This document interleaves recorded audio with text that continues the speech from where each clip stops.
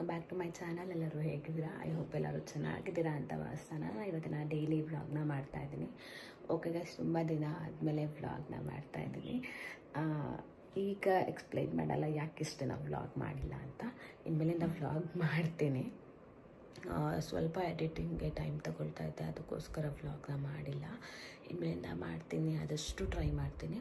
Okay guys, ವ್ಲಾಗ್ನ continue ಮಾಡೋಕ್ಕಿಂತ ಮುಂಚೆಯಿಂದ ನನ್ನ ಚಾನಲ್ಗೆ ಯಾರೆಲ್ಲ ಸಬ್ಸ್ಕ್ರೈಬ್ ಮಾಡದೆ ನೋಡ್ತಿದ್ದೀರೋ ಪ್ಲೀಸ್ ಸಬ್ಸ್ಕ್ರೈಬ್ ಮಾಡ್ಕೊಳ್ಳಿ. ಹಾಗೆ ಪಕ್ಕದಲ್ಲಿರೋ ಬೆಲ್ ಐಕನ್ ಕೂಡ ಕ್ಲಿಕ್ ಮಾಡಿ.